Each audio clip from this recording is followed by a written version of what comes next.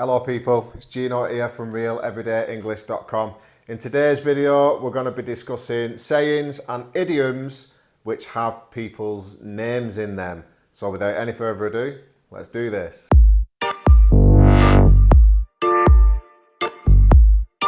Happy Sunday people, welcome back to the channel. If this is your first time here and you are a person who is trying to improve your English and sound like a more natural and confident English speaker, then you're definitely in the right place and you should consider subscribing to the channel because I release weekly free content to help you do just that. And if you do subscribe, please make sure that you hit the little bell notification because that way you'll never miss a video. Let's jump straight into the examples, the sayings and idioms. These are incredibly useful, by the way. I hear all of these all of the time. So the first one is to go Pete tongue. When things go Pete tongue. And what this means is when things go wrong. I think it comes from Cockney rhyming slang, Pete tongue, wrong.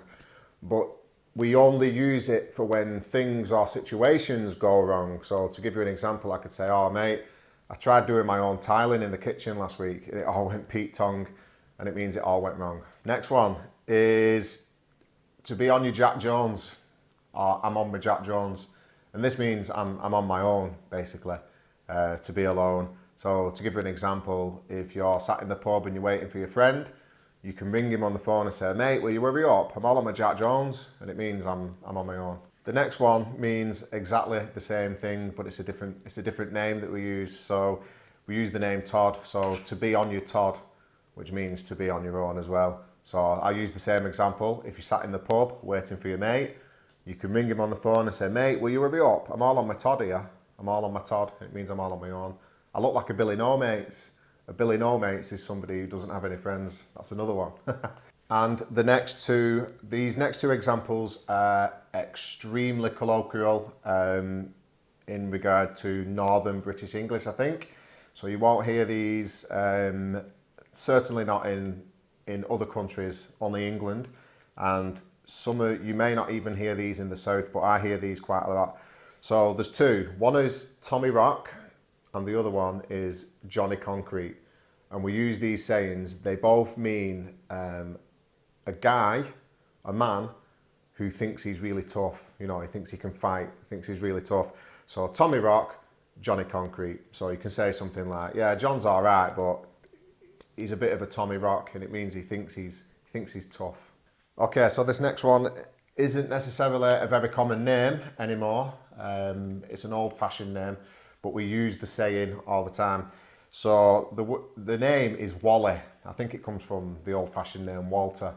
But we use the word Wally to describe a silly or inept person. So to give you an example, if I'm in the supermarket and I knock a load of bottles over, I can say, oh, I felt like a right Wally. I knocked all the bottles on the floor and smashed them.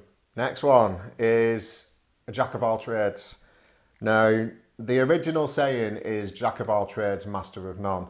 But I never hear that full saying said. I only ever hear jack of all trades.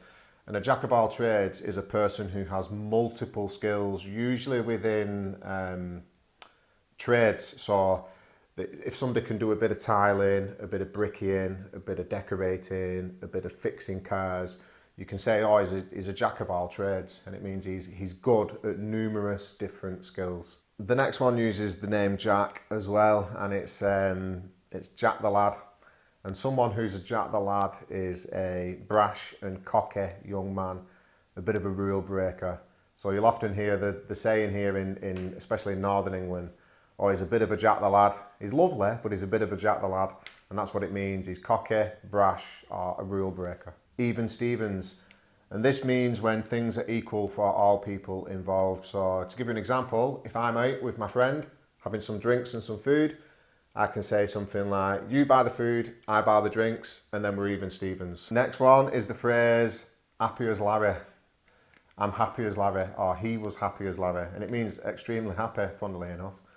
So you can say something like, yeah, I won 20 quid on the lottery last night, I was happy as Larry. Okay, the next one is to take the mickey, or to take the mick. We say Mick here, we don't really say take the mickey.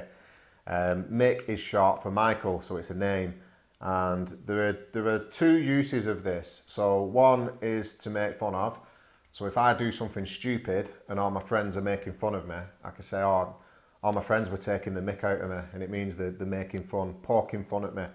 The other one is to express dissatisfaction with a situation. So for example, I could say something like, I keep getting leaflets posted through my door that I don't even want. It takes the mick, and it means you're not happy with it. That's it for this week's video, people. If you found it useful, please smash the like button. It really helps the channel when you do that. And please feel free to share it with your English learning friends. Until the next video, bye bye for now. Ciao, peace and love.